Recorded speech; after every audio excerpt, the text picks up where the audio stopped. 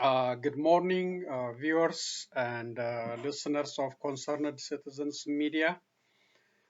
Thank you again for coming back. It has been a while since I made the last videos. I told you it is very hard with fasting season plus some family matters. So these are the challenges. But thank you very much for coming back.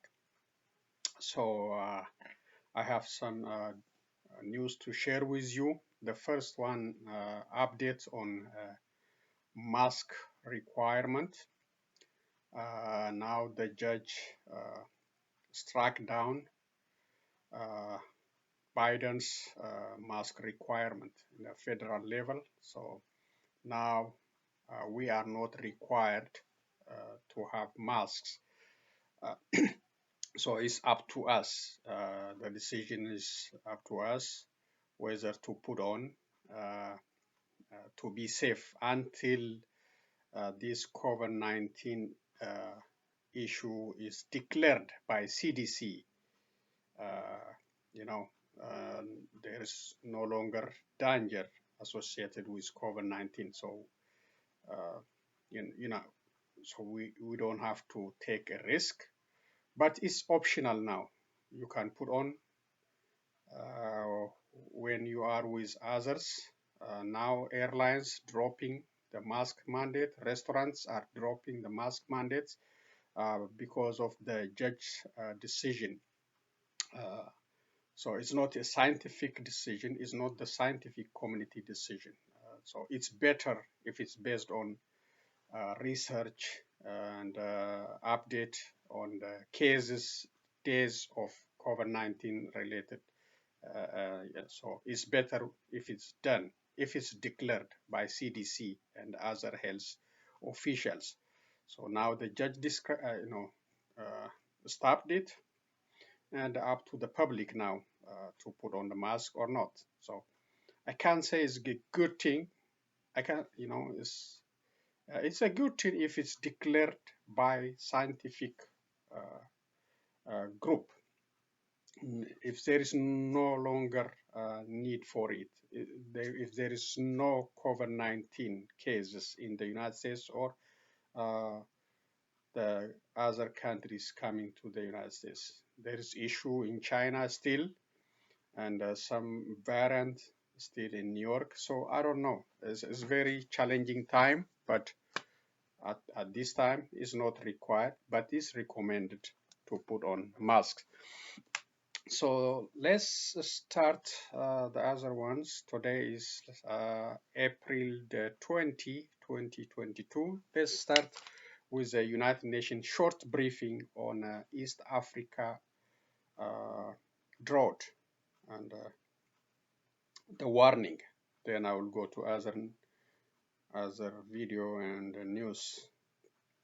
Let's listen to this. From the Horn of Africa, where we continue to flag the dire humanitarian situation, today the World Food Programme says the number of hungry people could soar from 14 to 20 million by the end of this year. WFP says this will happen if the desperately needed rains continue to fail to materialize and urgently needed humanitarian funding fails to come in. With Somalia facing the risk of famine, 500,000 Kenyans are one step away from catastrophic levels of hunger, with malnutrition rates in Ethiopia being well above emergency thresholds. The World Food Programme warns that the time is fast running out for families who are struggling to survive. WFP says the situation has been compounded by the fallout from the conflict in Ukraine, with the cost of food and fuel soaring to unprecedented highs. Drought-affected countries across the Horn of Africa are likely to be the hardest hit by the impacts of the conflict. To give you an idea, the cost of food basket has already risen, particularly in Ethiopia, by 66% and in Somalia by 36%. WFP last appealed for desperately needed funding in February, yet less than 4% of the money that was needed was actually received. Over the next 6 months, WFP needs $473 million to scale up assistance to save lives across the countries of Ethiopia, Kenya, and Somalia. We hope to have someone with WFP brief you on that soon, on the ongoing situation in the Horn of Africa. Our colleagues in the peacekeeping mission, the Democratic Republic of Congo. So that is a very serious warning.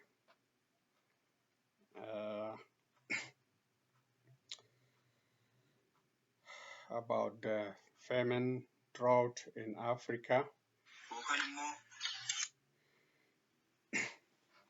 So he said Ethiopia food price is like 66%. That's a very tough situation, very tough. But what did the Prime Minister answer for this issue? Just get some wheat, put some, boil it, add some salt, and eat it. That's the solution. This is a very serious percentage increase on the price. Ethiopia is already very weak, very poor country. So now the 66% percentage increase in the food price is a catastrophic. And people in Addis Ababa, residents of Addis Ababa, all start, complaining and sharing their frustration about this government. If you follow the news, and they are saying this is not the time to spend money on parks and a recreation center. This is a time to be serious and dealing with the price of food. So people are, arguing there is no prosperity in Ethiopia. There is no. And this is not the time to spend too much money on renewing offices and building parks and recreation centers. So unemployment is high, food price is high, and commodities are not available. Very, very bad. And plus the security and the peace situation in Ethiopia is very bad. The Prime Minister keep ignoring everything and telling stupid answers, trashy answers, giving them, and without any care, and just ignoring the concerns of the country. Now, the war is still going on, and a very bad situation, and he don't want to deal with it, and he don't want to give the position to others to deal with it. I call upon him to form a transitional government and leave the position of the prime minister because he is not capable of handling the business of leading the country. He is weak, repeatedly failed to lead that country, whether unemployment, diplomatic international relation, inflation, so many, peace and the security of the country. So he refused and to continue the bloodshed and to continue this, causing the suffering of Ethiopians. The other thing I want to show you also, those group sent by Ethiopian government forces into Oromia region and under the disguise of Onek Sheni. So these are assigned by the federal and Oromia regional authorities to claim they are like Onek Shenis and raping our women, our girls, taking, looting properties, asking for money. So these are captured soldiers by OLA and, confessing what they did to Oromo women, Oromo girls, Oromo residents. So let's listen.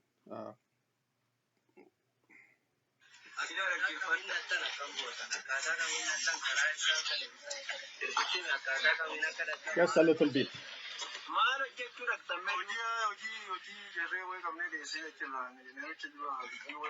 So these are captured by Ole.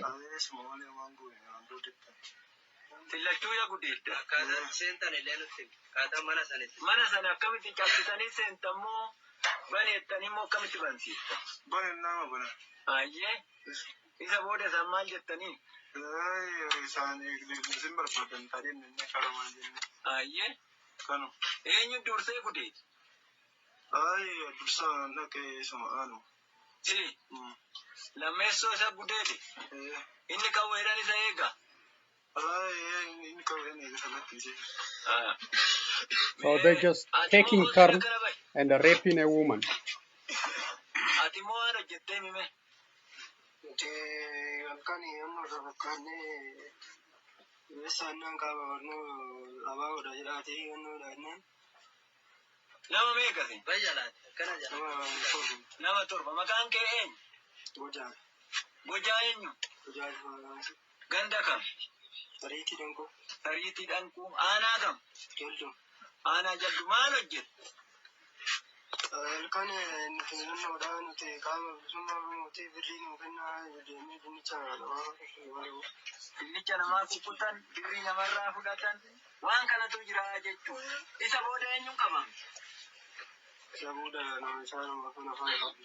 Waraana bilisummaa Oromoo siin qabu.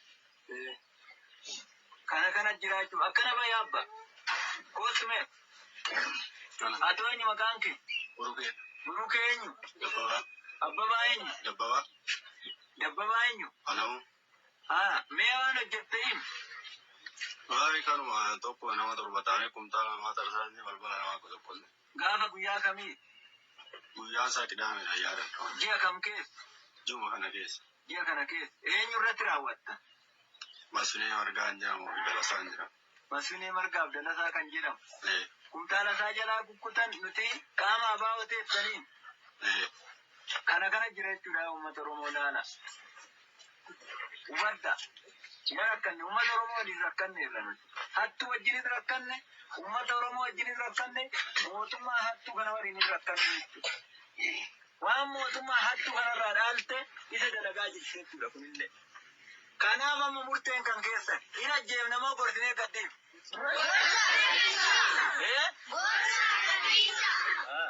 Ergasin jettan isin biran dabarru gooftaan keenya akka lammaa magarsaa uummata keenya gooftaan jedhe sana doon taane isin immoo nuuf goofta. Akkasiin.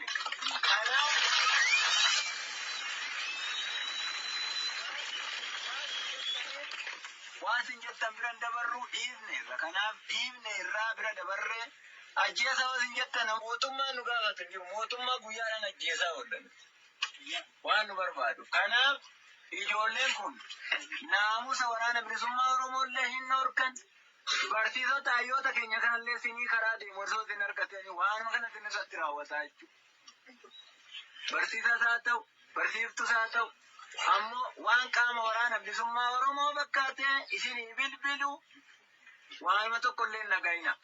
Yoo yakka qabaatte barsiisaa yakka godhu jiru dhiiroo. Yoo yakka qabaatte nuti akka keessin guyyaa waamnees gaafa waan halkasitti seennuuf hin jiru. Ammoo waan akkanaa hubadha. Maatii keessanillee galaa ta'u hubachiisa. Kanaan booda namni tokko halkan bilbilee warri kee qaama seeraa ta'ee mootummaa kanaa dalagaa ture yookiin qawwee mootummaa kanatti galcheen ala yoo taate waraanni kun waan dhaqee gaafatullee hin qabu waan isatti reebee balbala isatti reebee birrii iddoo kanaa naa kaa'e maal jedhullee sodaa maaliif birrii iddoo kanaa kaa'e jennaan uummata nama hidhannoo hin qabne dhiisi mootummaa hidhannoo qabuyyuu walakkaa isaa deemne biyyoota isa makaa ollaa jechuudha. Sodaa uummata Oromoo malee sodaa mootummaa hin qabnu. Yoo nuti kuma shirraa wareegamne shan yookiin kudhan irraa wareegamaa jechuudha. Wareegamaan manaa baane immoo wareegamne uummata Oromoo bilisa baasuuf manaa baane jechuudha. Barsiisaa keenya kabaja dhabe, barsiiftuu keenya kabaja dhabe, barattoota keenya kabaja dhabe, qeerroof qarree keenya bakka arganitti ajjeesuu manaa gadi baane haariidhaan malee jireenya keenya godhachuu handaallee. Har'allee kaayyoo uummata Oromoo kana karaatti hambisuudhaaf galtoonni fi hattoonni bifa mootummaa qindeeffate kanaan gadi baatee uummata Oromoo nu jalaa gudeedaa ajjeesaa jirti jechuudha. Nuti safuu uummata Oromoo beenna Tafu jabelle deebisu deemna waan maatii uummata Oromoo gudeennuun qabnu akkasitti nu hubadha. Maatii keessanillee akkasitti nu hubachiisa. Okay, so that is very good advice. These are criminal entities sent by the government to act like Onek Shene, to claim like Onek Shene, threatening residents, raping, women, and asking for money, taking properties. So these are the, challenging, very challenging for the Oromos. The Oromos are under very, very bad condition in Ethiopia. The government is sending these criminal entities to commit crimes. The government is also bombing, burning Oromos properties, and conducting mass arrests, conducting mass killings, all kind of atrocities, including shutting internet, phone service. So these are the very challenging time for Oromos. Plus the other group, the expansionist, the Amara militia, and the Amara Fano group also uncontrolled, expanding, moving to Oromia's territory, carrying out all kind of atrocities, burning properties, looting, all kind of criminal activities are carried out in Oromia. So this in this public gathering is like a trial by jury. So the armed speaker presented the case to the public, and the public gave them a chance for this criminal group. It's good. It's very good. Oromos are forgivers. They are not cruel people. They are forgivers. For somebody who did all these criminal activities, bad things, they forgave them. So they let them get advice and leave, and also advise the public not to answer any phone calls, especially dark at night, and somebody claiming OLA member. They say they are not in business of conducting such criminal activity. They are in business of liberating Oromia and liberating the Oromo peoples who are disrespected by this government and the government forces. So I have other videos. I will come back to it, but the situation is very tough, and we are in a very bad situation in all directions. The first one is TDF, Tigray Defense supporters and sympathizers staged a protest at the World Bank headquarters in Washington yesterday, protesting the $300 million the World Bank plans to give to Ethiopia. So they submitted their letter of opposition to the bank official. So TDF supporters in the diaspora community, they are active day and night, never tired, never give up. So the Oromos and others should learn from this group. Freedom is not free. We got to pay a price. The price in blood, the price in time, the price in money, the price in other resources. So you cannot just relax and expect something to happen for you. You cannot alleviate the challenges your people are facing back home.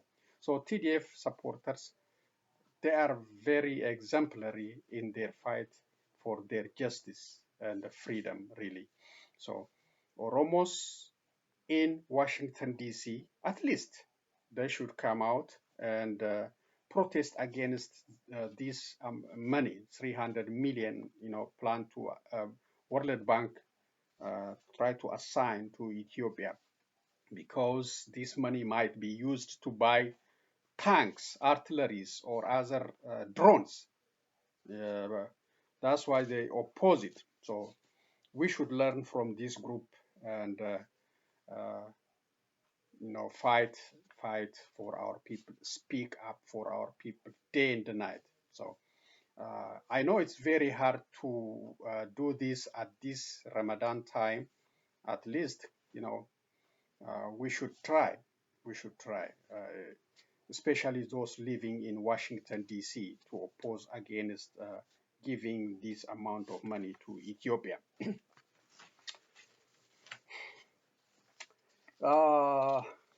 This is about conflict resurfacing in Oromo Special Zone, North Shore Zone of Amara region. This is reported by Addis Standard. So Addis Standard, they try to be fair, and also Addis Standard is not free from the government attack. So they try to be balanced. Let's read what it says about the ongoing fire, ongoing war by Fano and Amara militia on Oromos. Renewed violence in the Oromo and North Shore zones in Amara region claimed the lives of about a dozen people and displaced money, report said.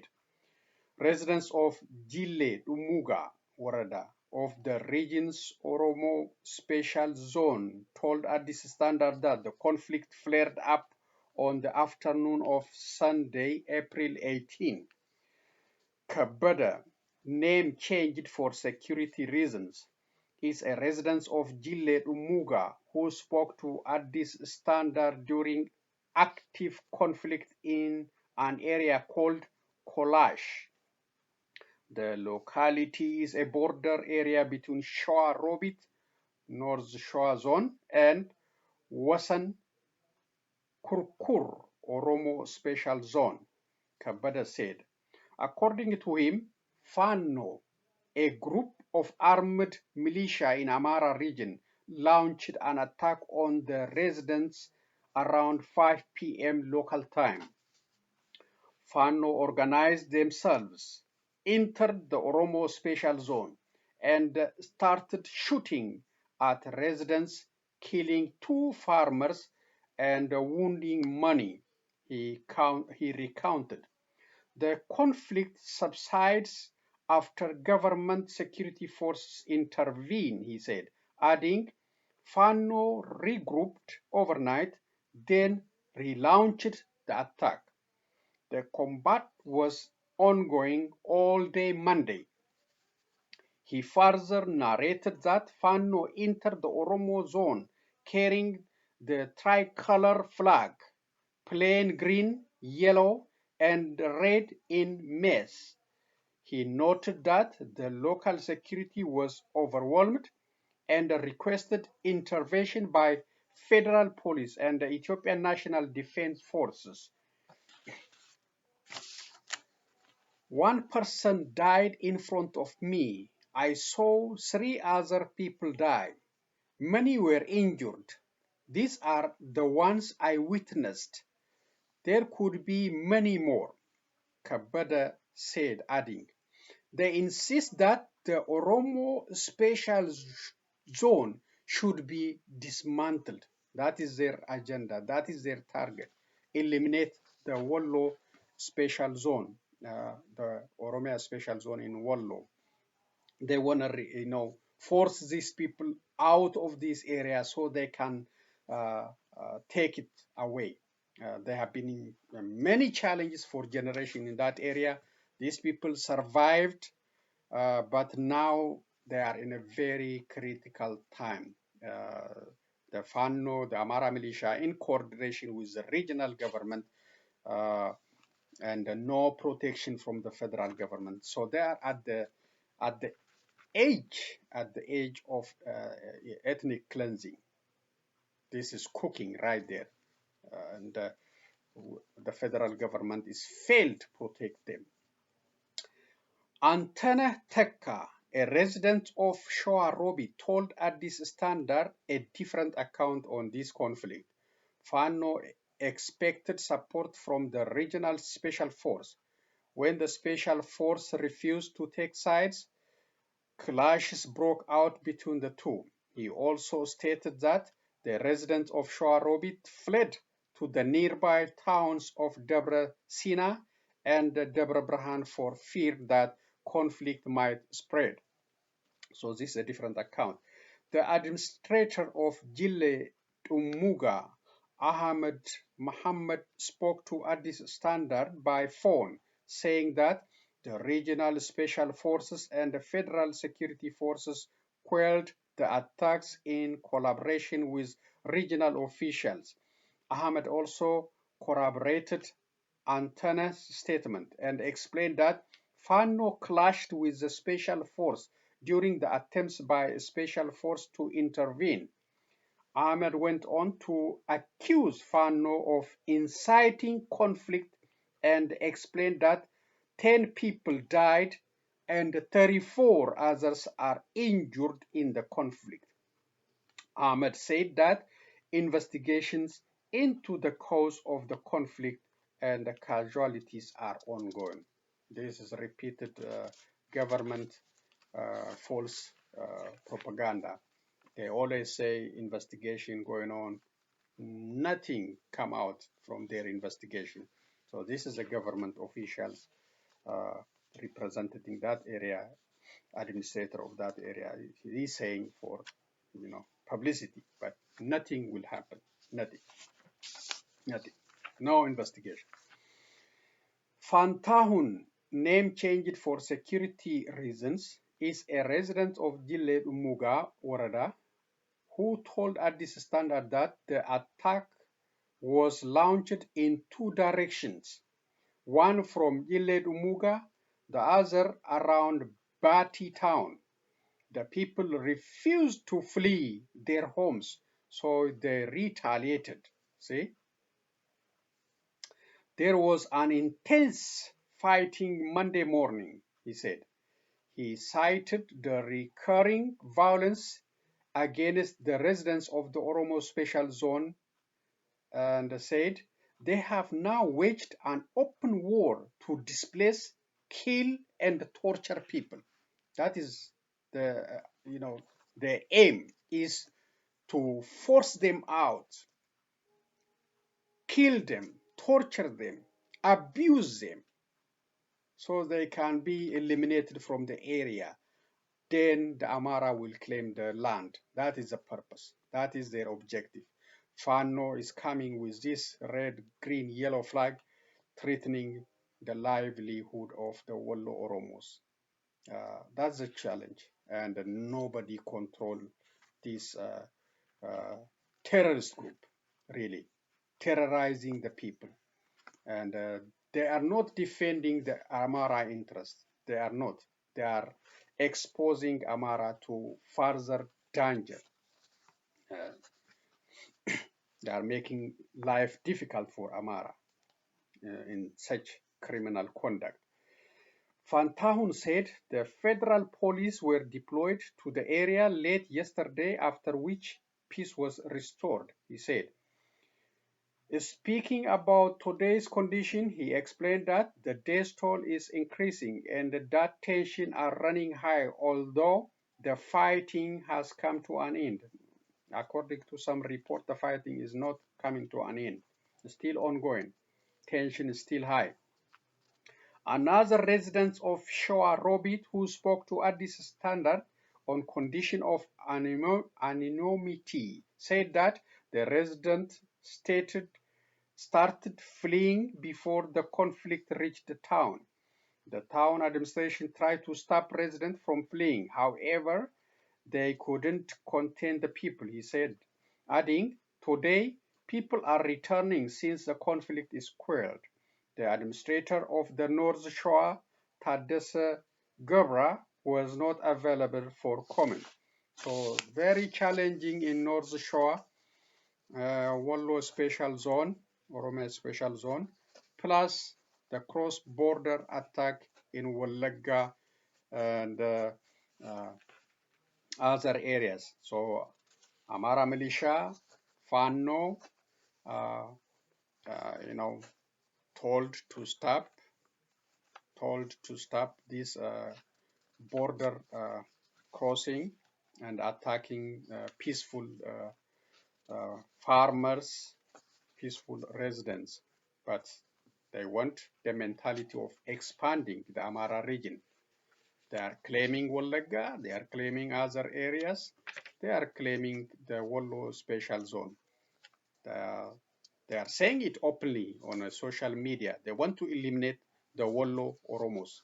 So the international community should pay attention what is happening. I asked the international community, the US, European Union, and others to intervene in Ethiopia on the ground of humanitarian cases, because the Prime Minister is not protecting citizens. He is not capable of governing that country. So Ethiopia might be going to ethnic cleansing slowly. So the international attention should be given serious attention, and the intervention should be planned before too late. Genocide is cooking in Ethiopia, already happening. People are burning alive, and these Fano militia are, planning to eliminate the Oromo in Wollo and other areas. They have the mentality of expanding. They are heavily armed, supported by local forces and regional government, and without the protection of the federal government. The federal government is ignoring them, and that's why I'm calling on the international community, especially the United States, to consider a base for intervention in Ethiopia before too late. This is East Africa Defense Intelligence Institution agreed to collaborate on administration steps up community patrol. I don't know why they want to have, in a normal circumstances, it's good to have agreement with neighboring countries to deal with common problems, but Ethiopia is facing different challenges, whether they sign this or not. So let's read. East African military intelligence institutions agreed to work on regional peace and security issues after a 2 days long forum held in Addis Ababa, the Ethiopian National Defense Force reported. On the other hand, Addis Ababa Peace and Security Administration Bureau announced that it is ramping up community security patrol activities to prevent crime. Djibouti, South Sudan, Somalia, Sudan, Tanzania, Uganda, and Ethiopia participated in the East Africa Defense Intelligence Forum that took place between April 16 and 17, 2022. The countries signed an agreement to work jointly to fend off terrorists and anti-peace forces, the report says.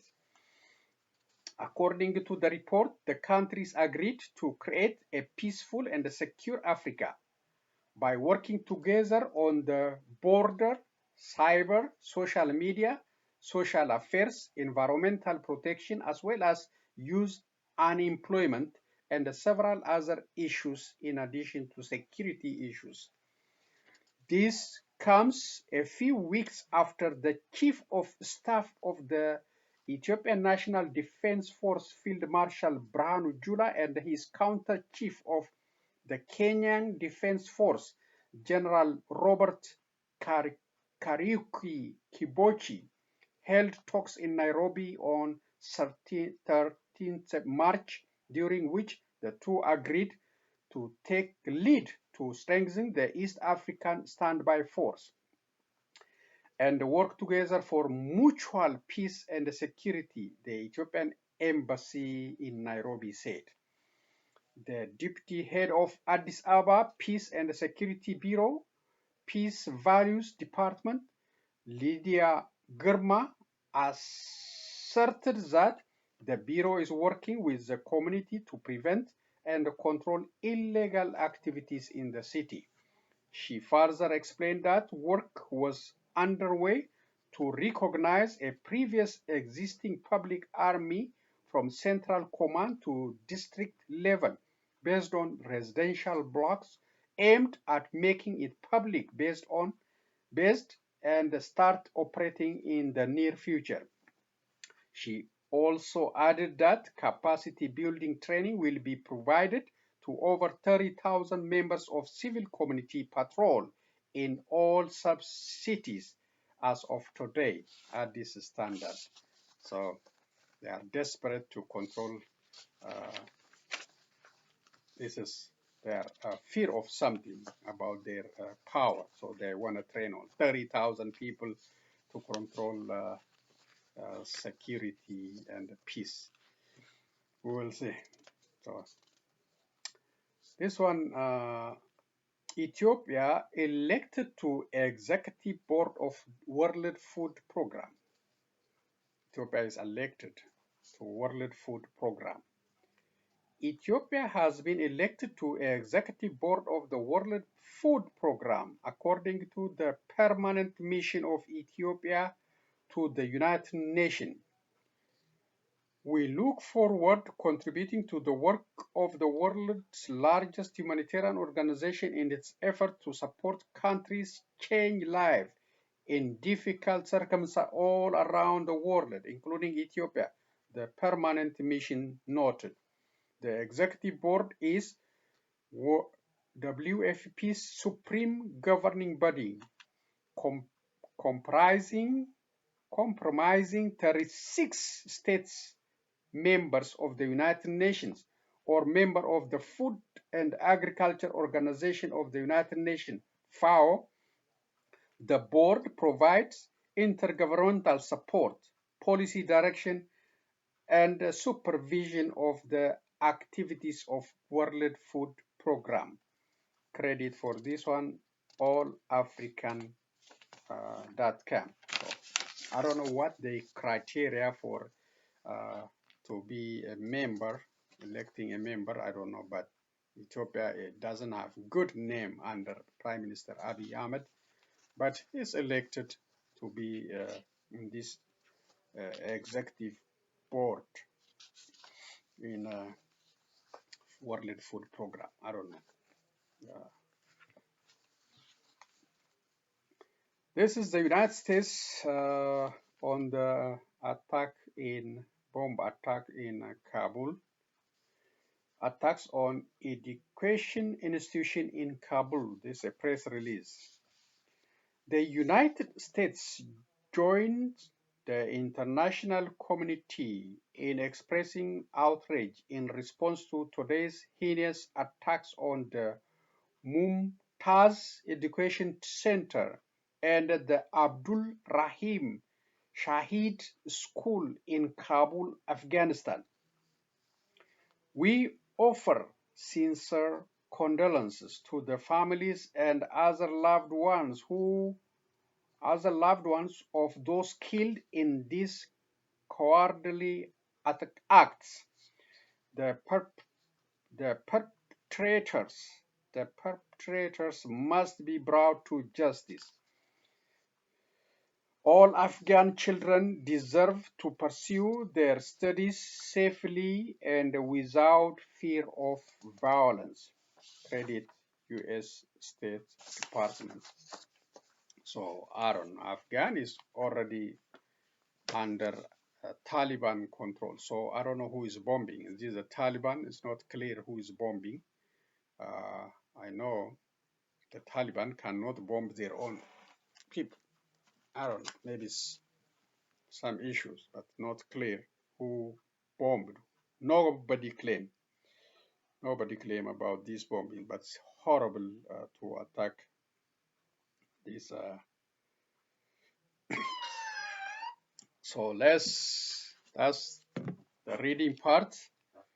Let's share a couple of videos, short ones, and finish today's presentation.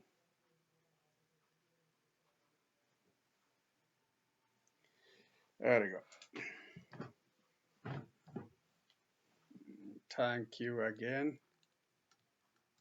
Okay, here we go. There we go. There we go.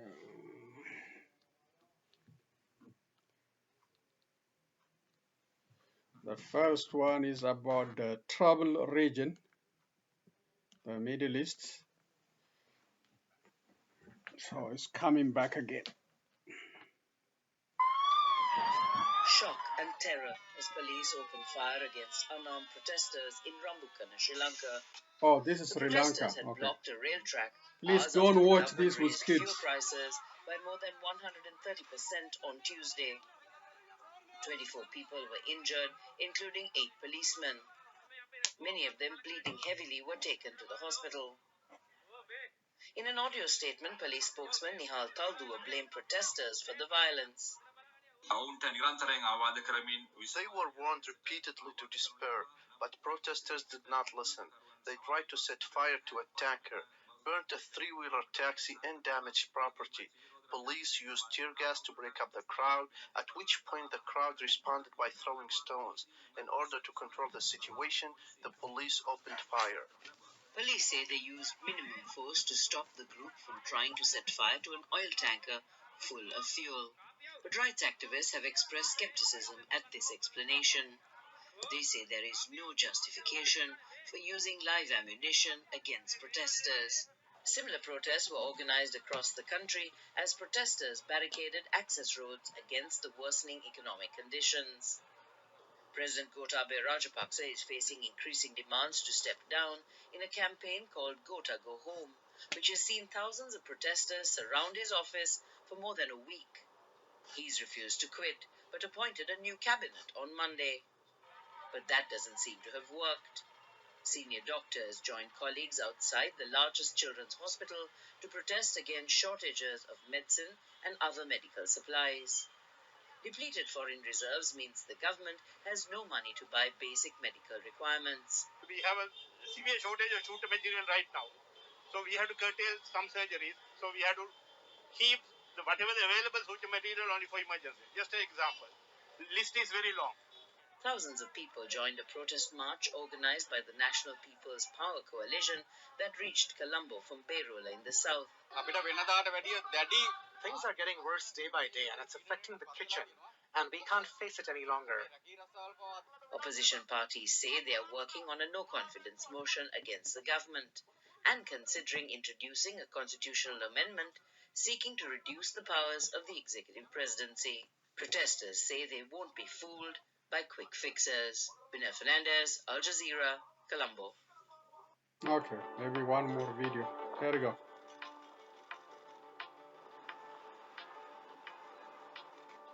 So that's Israelis attacking Palestinians in Gaza.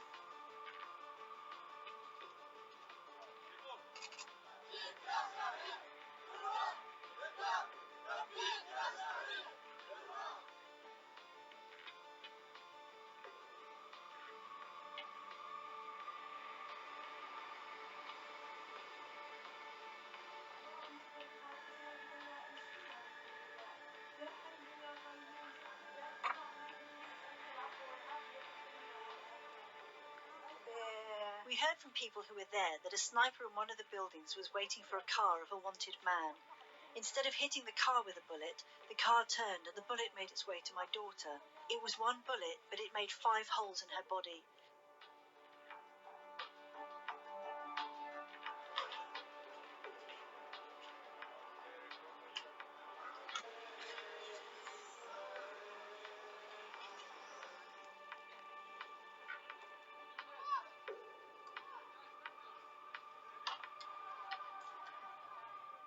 Okay.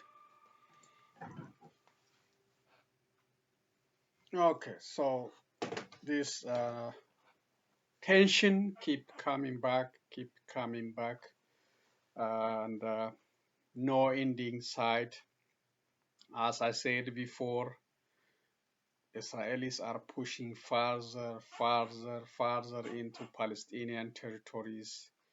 You know, these days in Ramadan, they were storming the Alaska Mosque. They're doing all this kind. Now they start bombing. So they're just looking for excuse, reason to bomb Palestinians. And I hope the two-state solution will come faster. I hope. That's unless some kind of closing between this group, Israelis will continue. They are powerful. They can do huge damage. The Palestinians have nothing except those armed groups, Hamas and Hezbollah. The general public, they have no way of protecting themselves. And the Arab world, they are not strong. They are not supporting them. They just do some diplomatic behind the curtain, do something and cool down, come back again, flare, more days destruction continue because no closing for the issue of Palestine and Israel. No border. Destroying Palestinian homes, expanding to Palestinian territories continue because no international law to stop them. No. So there is ongoing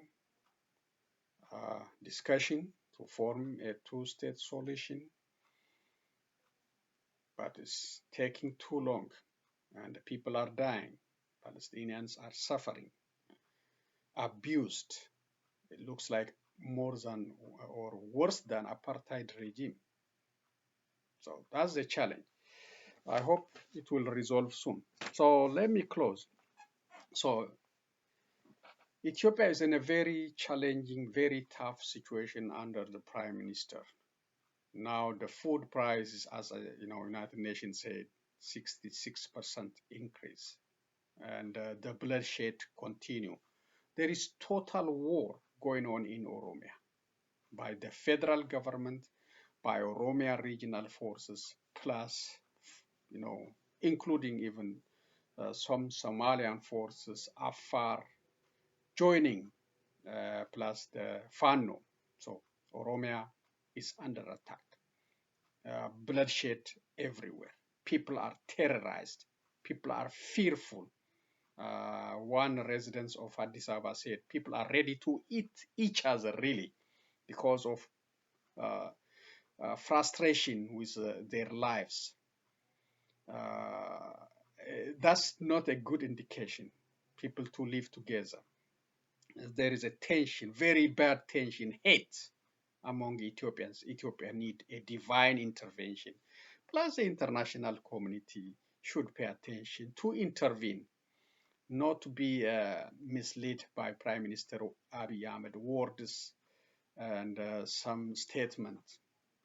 They are liars, they are cheaters, they cheat, and the upcoming dialogue will not do anything. I call for transitional government. I call on the Prime Minister to resign because he is unfit, incapable of leading that country. Everything is collapsing under his leadership, but I never seen a leader just sitting there enjoying the bloodshed. enjoyed the Ethiopian's life destroyed. He don't care. He just, the former prime minister resigned before things reach even half of this level. But this guy, I never seen the guy like this. Just enjoying the bloodshed, the destruction of the country, the turning apart of citizens, hate, tension. So that's very bad.